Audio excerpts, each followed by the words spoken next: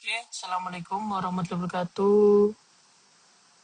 Mohon maaf yang sebesar-besarnya barangkali untuk materi kali ini saya menggunakan video ya seperti itu karena dikatakan suatu hal seperti itu. Untuk materi kali ini saya akan coba menggabungkan 3 materi, yaitu tentang material komposit, logam non besi, dan juga satunya adalah mengenai heat treatment yang dulu pernah kita sampaikan, cuman ini saya akan ulas terlebih lebih singkat dikarenakan perlu perlu untuk diulas kembali karena akan berkaitan dengan material komposit dan logam non besi atau paduannya dan juga kode-kodenya apa sih seperti itu. Oke, seperti biasa saya akan menggunakan referensi dari Kalister ya, dari Kalister seperti itu, kemudian menggunakan tambahan yaitu dari ASBI dan juga Shackford. Nah, seperti itu tahun 2015. Itu langsung saja. Yang pertama adalah mengenai tentang material komposit. Apa sih material komposit itu? Material komposit adalah intinya dua atau lebih material yang dijadikan menjadi satu. Umumnya material komposit itu adalah tujuannya untuk agar material itu ataupun produk yang sudah jadi menjadi lebih bagus. Contohnya adalah kalau misal di teknik mesin ada serat ya, serat karbon seperti itu, di mana perpaduan mungkin material besi dengan material bisa saja serat ataupun material keramik atau yang lainnya. Umumnya klasifikasi utamanya itu ada 3, PMC, EMC, dan juga CMC. Apa sih PMC itu? Sebelum saya masuk ke situ ada sedikit sesuatu hal yang sangat menarik, yaitu di material metrik. Seperti itu. Material metrik itu di sini adalah material penguat ya, seperti itu. Kalau misal fasanya adalah fasa metrik, adalah fasa yang itu berkontinu mentransfer beban ke penguat. Jadi dia itu fokusnya adalah mentransfer ke beban yang penguat. Nah, kalau misal fasanya adalah fasa penguat, itu fungsinya adalah untuk memberikan kekuatan mekanik. Jadi biar lebih keuletannya, biar tidak getas dan lain sebagainya. Itu seperti itu. Untuk kita fokus ke 3, seperti itu ada PMC. Ada PMC atau polymer metrik, yaitu di sini C-nya adalah untuk polimeter metrik, sebenarnya adalah C-nya adalah komposit. Seperti itu, material komposit, jadi C-nya itu tidak saya masukkan ya, seperti itu. Kalau misal bahasa polimer tentu saja adalah plastik dan lain sebagainya. Dulu pernah kita bahas seperti itu ya di video saya yang sebelumnya. Kalau untuk yang metal itu adalah yang besi dan lain sebagainya, besi, baja dan lain sebagainya. Yang berikutnya adalah CMC, tentu saja material keramik dari serbuk dan lain sebagainya yang sudah diubah menjadi, kalau misal kita fokus ke produk yang jadi itu keramik yang ada di pasaran, itu sangat bagus ya, seperti itu ya. Bisa untuk material bangunan ataupun bahan tambahan lainnya untuk otomotif ataupun mesin seperti itu. Itu untuk fokus di CMC.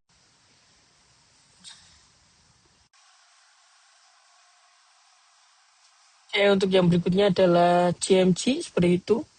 Mohon maaf, CMC dan juga MMC, di mana M-nya adalah metal.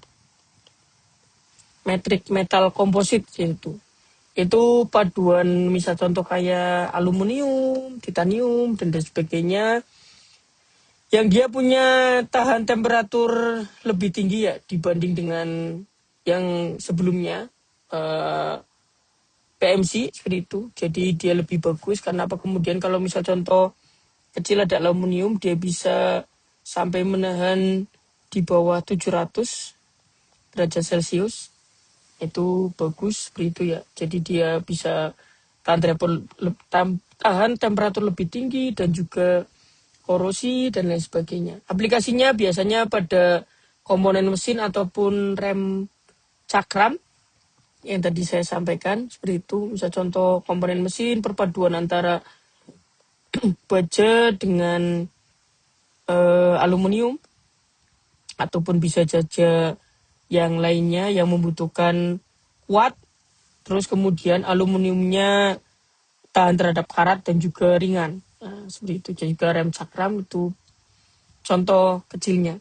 Kalau misalkan CMC adalah keramik metrik komposit, itu material keramik ya. Fokusnya pada ketangguhan atau fracture toughness, materialnya biar tidak getas seperti itu ya, atau material getas, aplikasinya pada turbin gas. Nah, butuh sesuatu hal yang dia itu gampang getas, jadi campuran antara material keramik ya, seperti itu. Nah, kemudian untuk strukturnya bisa saja dari dua material ini, antara EMC dan juga CMC itu butuh yang serat, kayak misalnya contoh serat karbon, ya kan, seperti itu biar dia itu tidak gampang putus, contohnya ada di ban dan lain sebagainya. Atau serat kontinu, ordinary serat menentukan kekuatan di produknya. Jadi kalau misal kita mau memadukan bahan atau material atau raw material itu difokuskan ke aplikasinya. Aplikasinya mau kemana sih seperti itu ya. Contohnya ada kalau misal material polimer ya, seperti itu. Itu kan butuh yang biar dia itu elastis tapi tidak gampang putus seperti itu. Makanya kadang di ban itu ada tambahan serat plastis tambah dengan serat. Bisa saja seratnya adalah tambahnya itu serat baja seperti itu ya. Itu biar lebih enak. Dia plastis tapi tidak gampang putus. Nah, itu contoh-contoh yang ada pada kehidupan kita sehari-hari di bidang teknik mesin. Terus kemudian pertanyaannya adalah keunggulannya apa sih antara PMC, MEMC dan juga CMC seperti itu. Itu ada beberapa keunggulan. Ada keunggulan yang komposit seperti itu ya. Saya mengatakan komposit dari itu dengan logam konvensional. Kalau cuman misal contoh cuman besi tok atau cuman keramik, atau contohnya lagi kalau misal yang bahannya adalah kalau misal tadi ban ya, ban itu plastis. Jadi itu ada 5 kali lebih kuat dari baja per beratnya. 5 kali ini ya ada yang pertama adalah specific strength atau kekuatannya. Selain kekuatannya lebih tinggi kekuatannya itu lebih tinggi, tetapi dia beratnya sangat rendah. Contohnya adalah baja ringan, terus kemudian tadi ban, kampas rem. Nah, itu butuh yang kekuatan tinggi karena tergesek terus, digunakan terus tiap hari, tekanannya tinggi, tapi dia punya berat yang sangat rendah. Contohnya pada pesawat ya, pada pesawat itu kan butuh yang beratnya itu rendah, tapi dia punya kekuatan yang tinggi menahan, contoh menahan suhu, menahan angin dan lain sebagainya biar aerodinamisnya itu bagus. Kalau misal bahasa kerennya itu turbulensi ya, dan juga sebenarnya nggak cuman turbulensi saja, tapi ada laminar. Terus kemudian desainnya yang bagus. Sifatnya itu dapat diatur sesuai dengan arah pembebanan. Jadi kalau misal sekarang itu aplikasi sudah sangat banyak ya, tool-tool yang cukup banyak itu, contohnya aja ANSYS. Sebelum melakukan suatu kita buat contoh juga inventor, sebelum kita buat kita bisa desain terlebih dahulu, terus kemudian dengan logam yang kita inginkan paduannya itu bisa di bahasanya itu dicoba dulu sebelum ke produk jadinya. Jadi kita tahu itu sekarang ada banyak sekali tool-tool di inventor, itu ada search analysis, ada displacement, safety faktornya, terus kemudian von Mises itu bisa untuk tekanan dan lain sebagainya, itu bisa. Di NSYS malah lebih keren lagi, dia bisa ukur aerodinamisnya, itu turbulensinya dan lain sebagainya, suhu itu bisa. Nah itu untuk desain. Terus kemudian resistensinya itu tidak berkarat karena percampuran tadi ya. Pertambangan misal contoh besi itu punya kadar korrosi tinggi dicampur dengan non ferro, contohnya aluminium, itu bisa lebih bagus seperti itu ya. Akhirnya dia bajanya kuat tapi tahan terhadap korosi. Terus yang berikutnya adalah phase shift lift atau daya tahan lelahnya, mohon maaf kepotong, daya tahan lelahnya itu bagus. Nah itu keunggulan dari material ya, material yang sudah di perpaduan antara material dengan material lainnya. Nah itu contoh-contoh dari keunggulan dari PMC, EMC dan juga CMC. Nah itu seperti itu. Nah saya berikutnya adalah saya akan fokus ke yang logam non besi dan juga paduannya. Nanti akan kita belajar mengenai seri paduan logam besi dan paduannya. Nanti ada yang misal contoh ada kode 2000 dan lain sebagainya. Ataupun 2XX, apa itu, seperti itu kode pertama dan kode kedua. Nah, fokus saya adalah di 4 bahan material ini. Nah, yang pertama kita akan bahas mengenai tentang paduan aluminium, yaitu paduan aluminium di mana paduan 2XX dan juga 6XX. Sebenarnya kita fokus ke aluminiumnya dulu. Aluminium murni itu punya kode itu 1 X-nya 3 kali ya, seperti itu. Dimana kalau misal aluminium 1 itu kode pertama 1 itu menunjukkan mengenai dia itu kadar aluminium itu mendekati 99%. Itu seperti itu. Jadi kode pertama itu masuk ke serinya. Pertanyaannya adalah kenapa kemudian menggunakan kode seperti itu? Itu memang menjadi ibaratnya biar ada salah satu institusi yang ada di luar sana itu biar tahu antara misal contoh aluminium jenis ini dengan yang ada di Indonesia dengan yang ada di luar negeri itu sama seperti itu. Jadi biar ada bahasanya standarisasi ya. Itu seperti itu. Itu untuk kode pertama. Kode pertama itu menunjukkan seri. Kalau misal 2 itu adalah paduan. Nah, baja paduan menunjukkan logam ini masuk dalam seri 2. Nah, berarti logikanya dia itu penambahannya antara aluminium dengan Cu. Seperti itu ya. Dengan Cu itu adalah tembaga ya, teman-teman. Barangkali ya teman-teman lupa seperti itu. Angka kedua itu menunjukkan logam dasar atau paduan asli. Kalau misal ada misal contoh 20 seperti itu ya. Nah itu berarti paduannya 0.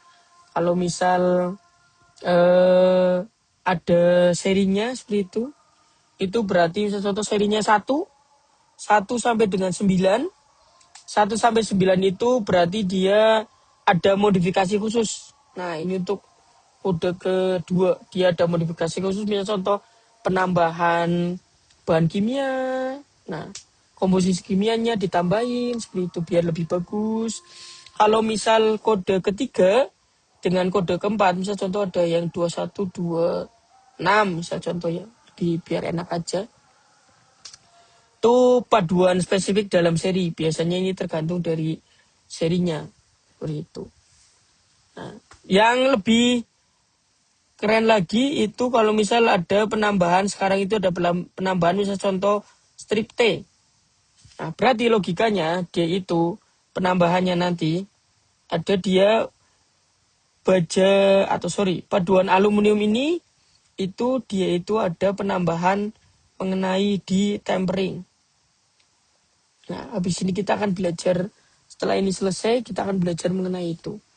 Nah, itu seperti itu. Kita fokus ke seri 2 ini, berarti itu adalah kenapa kemudian saya ambil 2 isi, nanti tergantung dari seri di paduannya. Mau paduan apa, terus ditambahkan bahan kimia apa, seperti itu ya. Nah, kalau misal paduannya seri 2 XXX atau aluminium tembaga, itu tentu saja dia punya kekuatan yang sangat tinggi. Nah, mirip baja karbon rendah. Kenapa kemudian saya ngomong baja karbon rendah? Baja karbon rendah contohnya adalah baja ST37. Seperti ini termasuk baja karbon rendah. Tetapi dia strukturnya itu bagus. Nah, struktur untuk pesawat seperti itu. Ini contoh aplikasinya untuk struktur pesawat. Dia punya sangat paduan rendah tetapi punya ditambahkan aluminium jadi lebih bagus, lebih tinggi. Kalau misal serinya itu kemudian serinya adalah 6XX, berarti dia punya paduan tambahan lebih dari 2 seperti itu. Nah, berarti ini paduannya kalau misal seri 6 itu adalah paduan aluminium, magnesium ataupun mangan seperti itu ya. Terus kemudian ditambahkan Si. Nah, ini baja paduan ataupun paduan aluminium yang sifatnya mudah dibentuk. Terus tentu saja karena ada paduan yang 2 ini itu atau 3 ini itu termasuk non-ferro. Nah, itu termasuknya adalah tahan korosinya itu bagus. Tetapi dia punya kekuatan yang medium, yang rendah. Kenapa? Karena non-ferro semua nih. Non-ferro semua. Aplikasinya biasanya pada arsitektur yang mudah seperti itu ya. Terus kemudian biar ringan, itu contohnya adalah pada rangka sepeda ataupun komponen otomotif yang tujuannya biar korosinya itu tinggi. Itu seperti itu. Nah, yang berikutnya adalah aluminium seri 7. Nah, di mana seri 7 itu adalah aluminium ditambahkan dengan Zn atau seng. Nah, itu adalah logam aluminium yang dengan kekuatan tertinggi ya secara komersial. Jadi biasanya ini ada di pasaran karena fokusnya adalah di komersial. Paduan utamanya tadi saya sudah sampaikan seng atau zinc. Nah, contohnya adalah alloy 7075.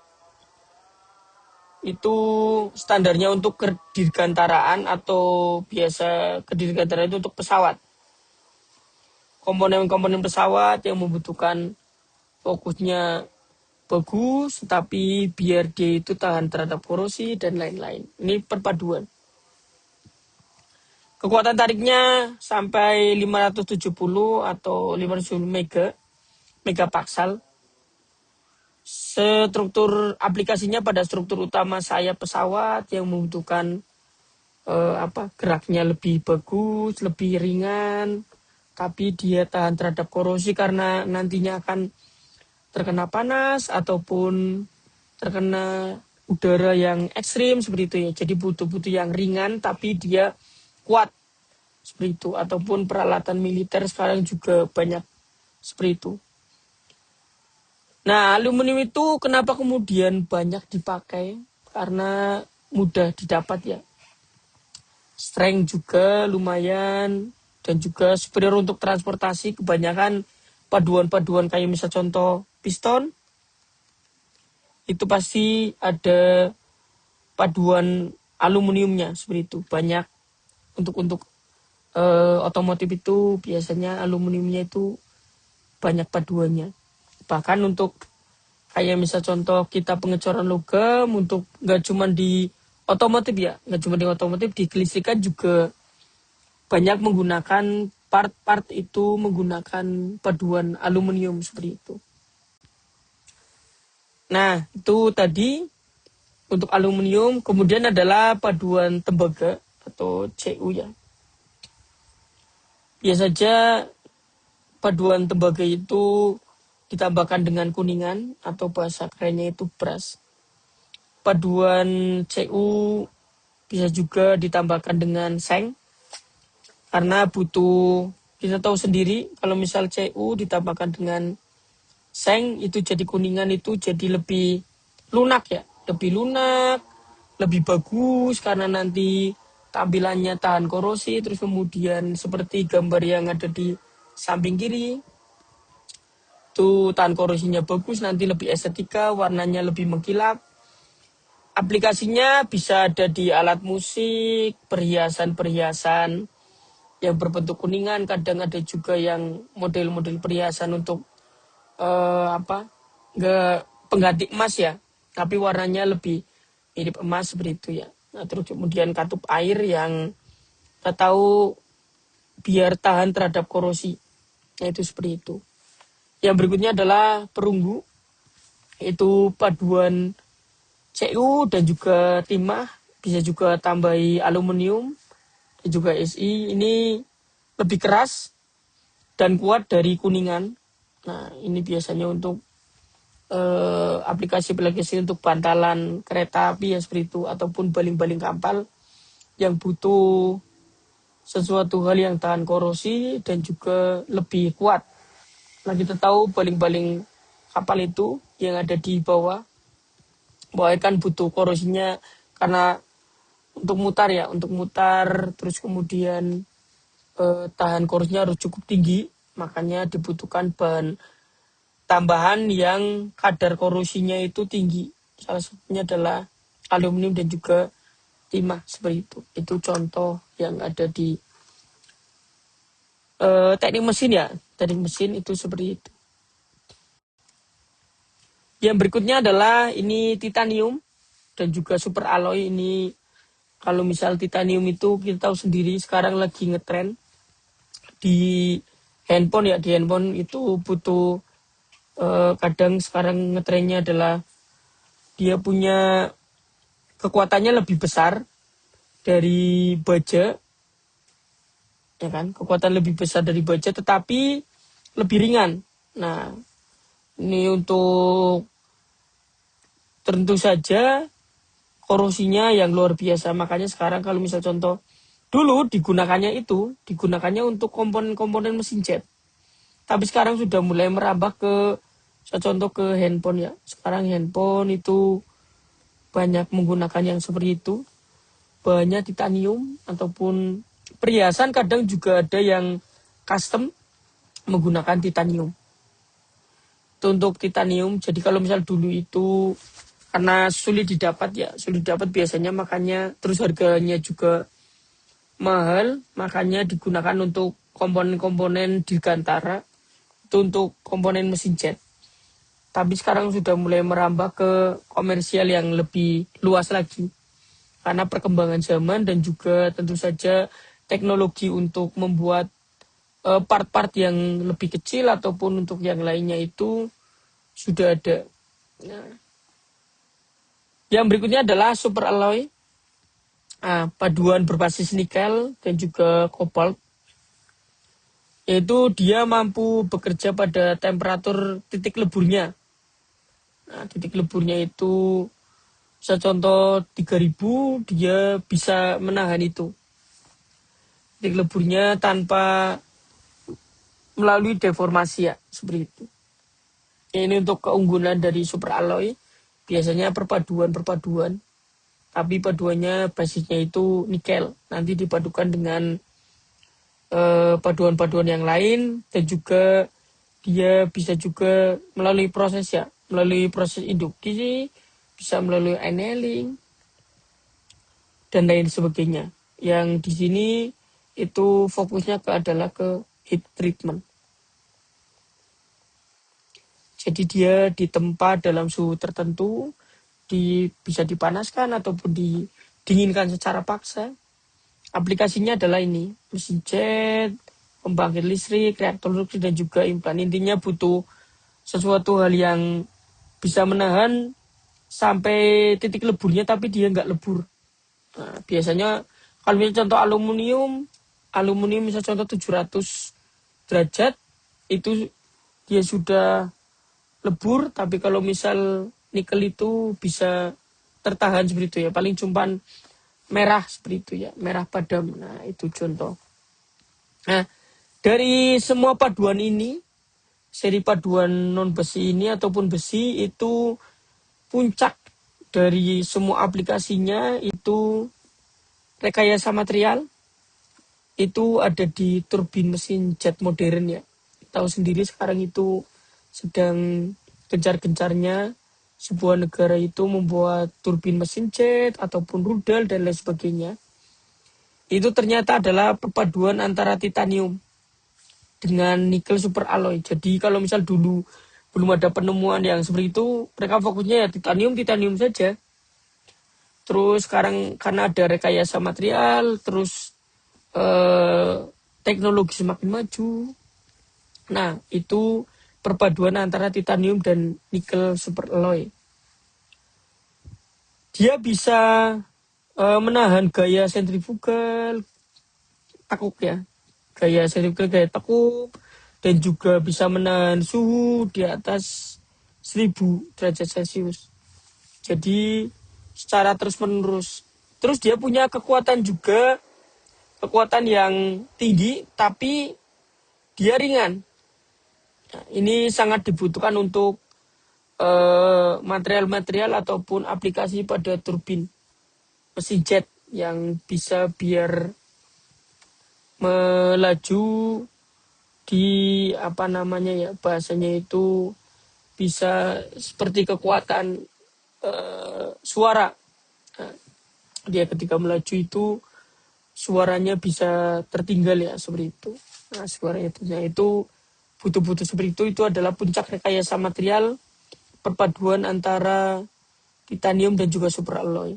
Nah ini mungkin ke depan ada apa namanya penambahan lagi yang lain-lain, kita tidak tahu karena penelitian itu terus berlanjut ya, terus penelitian terus berlanjut, jadi pasti akan ada material-material yang lainnya. Bahkan sekarang itu ada penelitian yang lumayan ekstrim yaitu biomaterial atau nanomaterial. Nanomaterial itu nanti dicek FCC-nya, BCC-nya itu dicek seperti itu ya. Center kubiknya, body center kubiknya itu nanti biar dipadukan untuk material-material yang berikutnya biar untuk aplikasi yang lebih keren lagi. Nah, bahkan kalau misal contoh aplikasi yang di dunia kesehatan itu kan butuh korosi yang tinggi ya, seperti itu. Makanya butuh perubahan-perubahan ataupun update-update yang lainnya. Nah itu untuk tadi ya perpaduan material seperti itu. Sekarang saya akan fokus ke yang berikutnya. Barangkali ada pertanyaan nanti bisa di kolom komentar ataupun di grup WhatsApp ataupun bisa japri, terserah teman-teman. Yang berikutnya adalah ada perlakuan panas. Dulu sudah pernah dibahas tetapi saya pengen bahas sedikit ya seperti itu. Nah ini adalah heat treatment, di mana heat treatment ini adalah ada beberapa cabangnya seperti itu ya. Ada annealing, tempering, carburizing seperti itu. Di mana itu adalah sama-sama dipanaskan logamnya, tetapi fokusnya adalah perbedaan suhu dan juga cara pendinginannya. Nah itu seperti itu. Ternyata dengan cara pemanasan yang berbeda ataupun suhunya itu ataupun cara pendinginan yang berbeda itu akan sangat berpengaruh pada material ya, pada material yang kita lakukan perlakuan seperti itu. Nah, kita harus belajar dulu bahwa proses heat treatment atau pemanasan, itu dimana adalah proses pemanasan dan pendinginan terkontrol pada logam dan kondisi padat untuk mengubah sifat mekaniknya. Ada kekerasannya, keuletan, ketangguhan. Makanya kemarin kita belajar bagaimana cara ngukur kekerasan, ada hardness, pakainya hardness Brenner ataupun Vickers dan lain sebagainya. Terus kemudian bicara tentang kekuatan tarik, bagaimana cara mengukurnya, cara tentang keuletan, menggunakan impact dan lain sebagainya. Nah itu tujuannya adalah pengen tahu ini, biar kita tahu nanti untuk aplikasinya untuk apa. Nah ini ada heading rate ya seperti itu ya. Ini untuk head itu adalah pemanasannya sampai suhu berapa seperti itu. Saya contoh suhu 2000 ataupun bisa lebih, bisa kurang. Bisa lebih, bisa kurang seperti itu ya. Nah, terus kemudian ada prinsip yang berikutnya adalah shocking. Nah, ditahan seperti itu ya. Di shocking itu di penahanan suhu. Jadi bisa saja di suhu ruang. Suhu ruang itu di sini adalah suhu ruang di ruang pemanasan.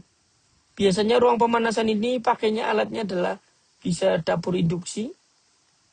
Kalau misal saya pas kuliah itu ngomongnya adalah oven. Nah, nanti dipanasin di oven pada suhu tertentu. Terus kemudian cooling rate. Cooling rate di sini adalah pendinginan. Pendinginannya bisa keluaran dari oven atau dapur induksi, bisa saja didinginkan secara paksa. Langsung disiram, ya kan? Nah itu kita akan belajar itu. Intinya tahapan untuk treatment ada 3 ini. Nah, kita akan belajar yang pertama adalah annealing.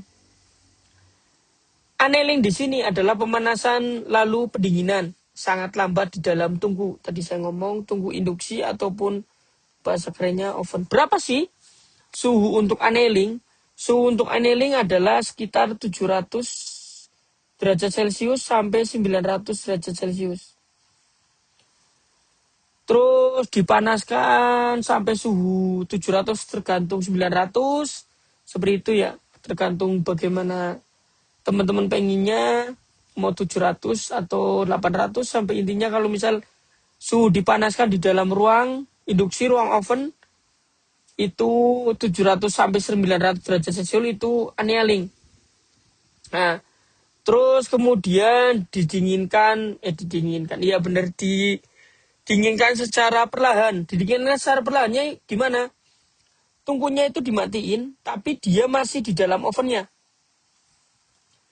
Nah, nanti biar pendinginannya itu termasuk, makanya disebut pendinginan sangat lambat. Jadi didinginkan di ovennya. Nah, pengennya hasil dari material yang dilakukan secara annealing itu adalah agar materialnya sangat lunak, ulet dan juga tegangan sisanya hilang.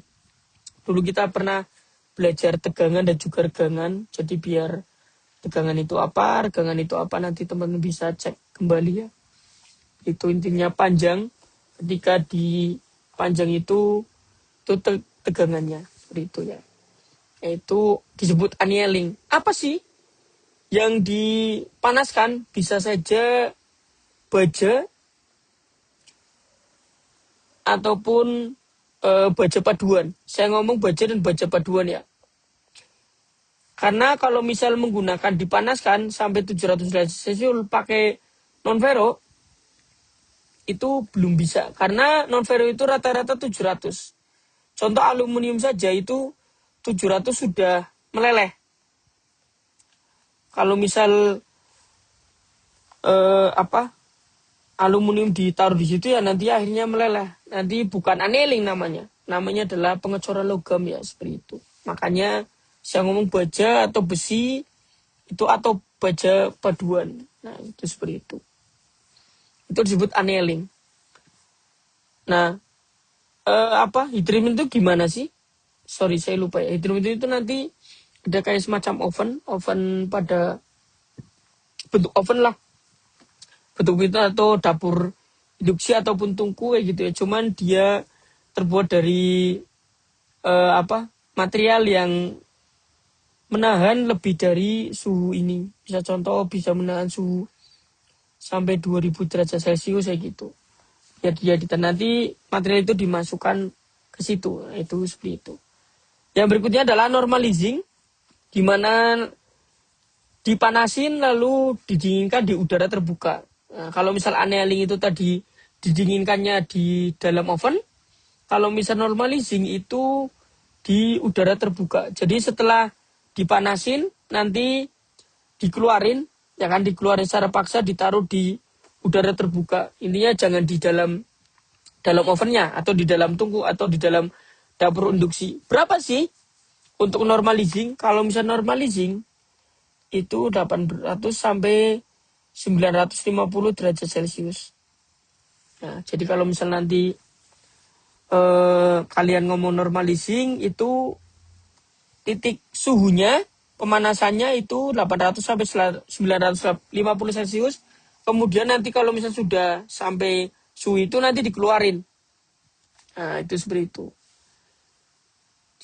Dari hasil itu bisa menghasilkan bahan ataupun material itu lebih halus, ya butiran kristal lebih halus dan juga seragam, berarti kaitannya dengan FCC ataupun BCC seperti ya, face ataupun body center kubiknya. Terus kemudian tetapi dia itu lebih kuat dari annealing karena dipanaskan secara tidak langsung, itu didinginkan secara paksa. Karena seharusnya dinginkan secara lambat. Kalau misalnya annealing, dia didinginkannya di luar di suhu udara. Nah, itu seperti itu. Nah, kemudian kalau misalnya hardening, itu memanaskan baja pada suhu austenit. Nah, kalau misal baja austenit itu berapa sih? Baja austenit itu adalah sekitar 800 sampai 900 derajat Celcius. Terus kemudian kalau misalnya hardening, umumnya itu didinginkan secara paksa. Didinginkannya secara paksa itu gimana? Bisa saja menggunakan media air atau oli. Nah, nanti bisa saja dicelupin ataupun disiram. Pertanyaannya adalah, lebih cepat media air atau media oli? Dari beberapa jurnal yang sudah saya baca, untuk quenching atau pendinginan cepat, itu menggunakan media air. Kenapa? Media air itu punya sifat mekanis itu kan lebih viskositasnya ya. Viskositasnya kan lebih encer ketimbang oli. Kalau oli itu viskositasnya lebih kental. Jadi kalau misal lebih kental kan untuk mendinginkan suatu partikel ataupun part ataupun bahan agak lambat. Nah, kalau misal media air langsung cepat. Nah, media airnya juga kadang tergantung. Pakai media air yang saya contoh pakai air raksa ataupun air sungai ataupun air yang lainnya, itu akan berbeda hasilnya. Beberapa jurnal seperti itu. Saya juga pernah, mahasiswa saya juga TA-nya ada yang model seperti itu, ada yang media air, oli, dan juga pakai udara. Nah, ternyata media air yang paling cepat untuk mendinginkan. Ternyata ketika dilakukan hardening kemudian di quenching, itu nanti hasilnya itu terhadap material itu berbeda lagi. Perbedaannya dia apa? Dia lebih keras. Nah, dia lebih keras dan juga lebih bagus lah seperti itu. Tapi pasti ada kelemahannya. Kadang getas ya seperti itu. Mudah patah kalau misal keras, nanti kadang juga keuletannya. Tergantung dari aplikasinya nanti. Makanya setiap perlakuan dari hal-hal ini itu akan berbeda. Akan berbeda nanti hasilnya walaupun dengan menggunakan bahan material yang sama. Kalau misal perlakuannya berbeda, itu hasilnya juga akan berbeda. Nah, yang berikutnya adalah tempering. Tempering itu, jadi kalau misalnya contoh habis di hardening atau habis di habis di hardening kemudian di quenching, didinginkan secara paksa, nanti ada fokus yang berikutnya lagi, tahapan berikutnya kalau misal pengen material yang lebih bagus lagi ataupun yang tadi saya ngomong mengurangi kegetasan pada quenching ya. Nah, itu ada tempering. Tempering itu suhunya sekitar 150 sampai 600. Jadi habis di apa sih namanya hardening, kemudian dipanasin, nanti dikeluarin, habis dikeluarin didinginkan secara paksa, habis itu dimasukin lagi ke media induksi, dapur induksi ataupun oven ya. Tadi saya ngomongnya seperti itu biar lebih mudah. Nah, itu seperti itu di bawah suhu kritis, makanya tadi saya ngomong quenching pendinginan cepat. Nah, tujuannya apa? Biar itu mengurangi kegetasan ketika menggunakan bajanya lebih keras ya. Baja lebih keras karena sifat hardening tadi. Nah, terus kemudian dia meningkatkan keuletan dan juga menghilangkan tegangan akibat pendinginan cepat. Berikutnya tujuannya apa sih? Baja yang tangguh itu kalau misal hasilnya seimbang antara kegetasan dan juga keuletan itu seimbang seperti itu ya. Intinya mengurangi kegetasannya kurang, lebih mudah patah dan lain sebagainya, tapi keuletannya lebih bagus. Nah, dan juga menghilangkan tegangan sisa. Yaitu contohnya seperti itu.